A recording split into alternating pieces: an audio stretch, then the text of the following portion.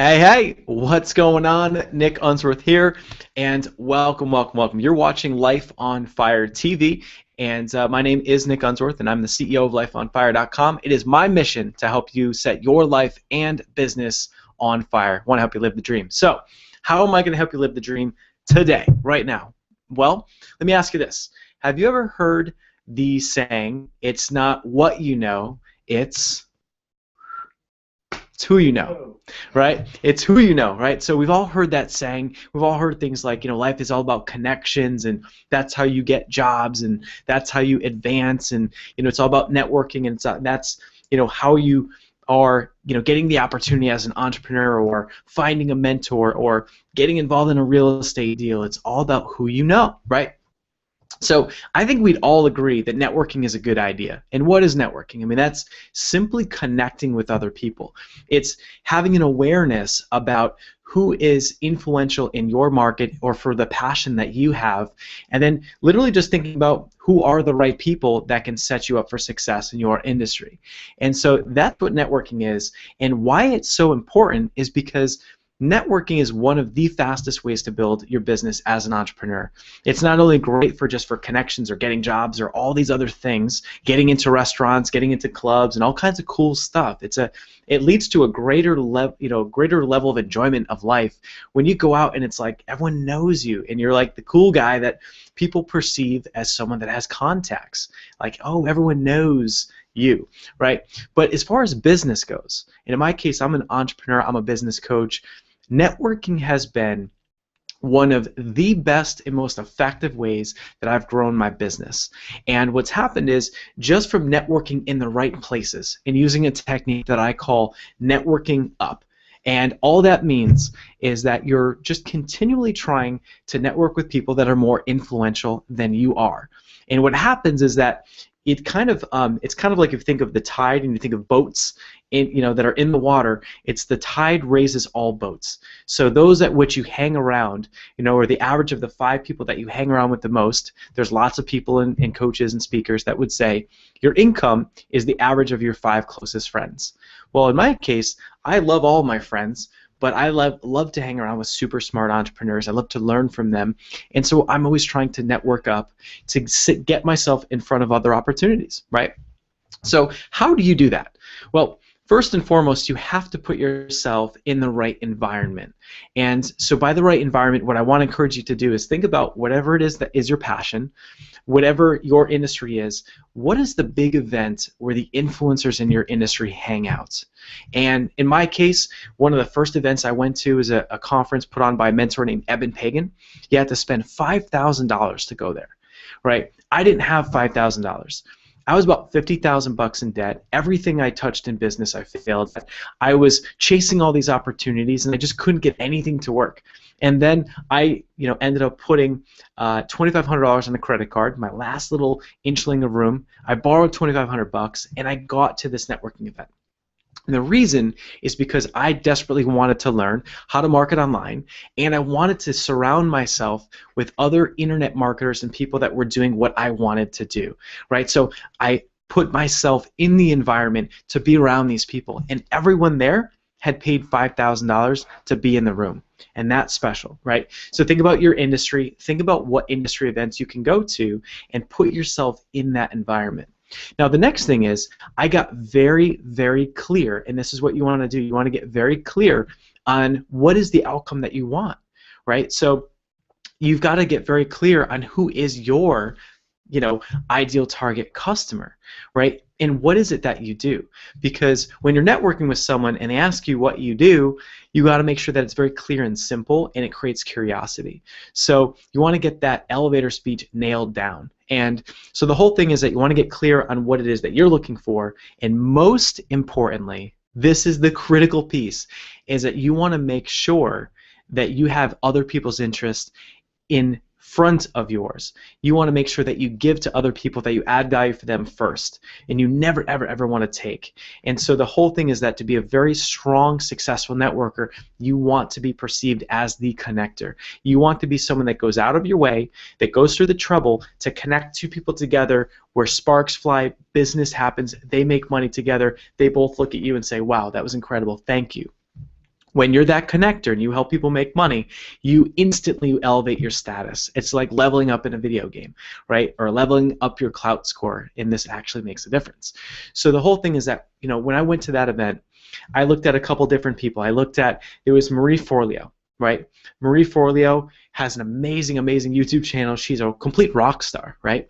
And then I looked at a friend, Katie Freiling. She was this just cranking as an entrepreneur, and they're both young women, both on this crazy trajectory. This was about 5 years ago, and I looked at them and said, they've got the same customer. Shoot, I think that they'd probably be friends if they hung out. And I met them both at this conference. They didn't know each other, and I asked them what they were looking for and how I could serve them, and I asked them who their customer was, and they explained. And I said, you know what? I've got a great introduction. It's not for a customer, but it's for a center of influence. It's better than a customer. A center of influence is someone that shares the same customer as you that could send you referrals over and over and over and over. So Katie was not a customer for Marie. However, the two of them could work together and pass business back and forth because they shared the same end customer, and that relationship is powerful. And I know they went on to cross-promote each other, and they did business. And what happened? They looked and said, wow, thank God for this guy Nick, because they never would have met each other. So I become valuable because I connected them, the two of them together. And the thing is that you never want to just reach out and ask for those favors in return. You don't want to try and say, hey, I connected you, what do I get in return? It's not like that. You accumulate this karma, you build this up, and you have to just flat out have faith that it comes back, because it will not come back immediately. It comes back over time, and it comes back when you least expect it. Good things start happening, good things start coming into, and other people start connecting you. It's a relationship I set up between Mike Filsaime and John Lee Dumas, right? These two guys, they're both, one has a webinar software, one guy's teaching webinars on fire. Set these guys up together. You're talking, that relationship alone is like a 5, if not 6-figure revenue opportunity together. And I'm happy to do that, right? So you want to basically, as you're networking, you want to make sure that you understand who someone's ideal target market is, their customer, but then ask them and figure out who refers them business. Because you can send them and connect them to either or, and that's so powerful to do that. Now, another thing is, so to recap, it's putting yourself in the right environment. It's thinking about the other person first, knowing their customer, knowing who their center of influence is, and then from there, you want to just make sure that you're staying in touch and you're following up. Now, there's nothing worse than having business cards in little stacks with rubber bands around them, or within paper clips, and you're all over the place. You have no idea how to keep track of them. So to make things simple, when you meet someone that is what I call a baller, someone that is in your industry, that is a rainmaker or a baller, then all you want to do is just make sure you keep track of them, right? So in my case, anyone that is someone that is substantial that I know I want to stay in touch with, I put them right in the phone. Go straight to the phone. Don't make it simple. Now, when you do that, what I want you to do is, they put in their information on your phone, which makes it easy. They just type in their information, and then I send them my own contact record. I will text it to them. So I have my own name, my email, my website, a photo of myself, what I do, all this. I have think of it as a bio on your phone. You make your own contact, fill the whole thing out, make it look really cool, and so that when I network with someone, they put in their info on my phone. Now I've got their contact info, and I simply share my contact with them, so that when they get that, they can remember what I look like. They know my website. They can find me on Facebook. All that stuff is in there, and it looks really professional, and people are always blown away. Sometimes I put like a funny ringtone, so if I call, it's like a motorcycle ring. It's kind of funny. But at the end of the day, it's memorable. It's simple. Now, if it's someone that's kind of an acquaintance, maybe you want to at least take that person, connect with them on LinkedIn or connect with them on Facebook, just so that you're connected to some level, so that you may not really be in touch with each other, but at least that they're seeing you might see each other's updates and things like that. So at least they're within your wheelhouse and you can stay connected. Now, the other thing that I do is when I put them in my phone, I always categorize people, and at the end of their last name, it's very simple. In my case, if they're in the internet marketing industry, I just put the letters IM for internet marketing, and I put the words baller. So I can always look at my phone, type it in there, and boom, I can see all the I am ballers, right? And I can easily find people in that niche. So I kind of have my own way to name people, and I add that to the end of their last names.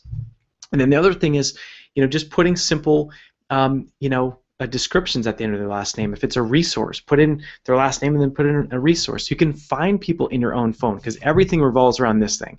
If you've got the discipline to put everyone in a contact manager, more power to you, but that usually never happens. So keep it simple. Get out in front of very influential events, connect other people, and literally always have other people's interests in mind before yours. Head on a swivel. How can I connect other people together? And what's going to happen is they're going to start to regard you as an expert. They're going to start to think of you as the connector, and this stuff is going to start to come back to you faster than you could ever imagine. And if you're anything like me, it's like going to that one event. I can trace back hundreds of thousands of dollars of revenue from that one event alone because I put myself in the right environment. So get yourself out there, get yourself in front of the right people in your industry, network up, connect with us, comment below, interact with us, go to lifeonfire.com and just dive into our community. We are here to help support you entrepreneurs. We're here to help you grow your business, set your life and your business on fire and live the dream. So connect with us. Looking forward to networking with you and answering any questions that you may have. And I hope you're having a great day. And we'll see you over at lifeonfire.com. Cheers.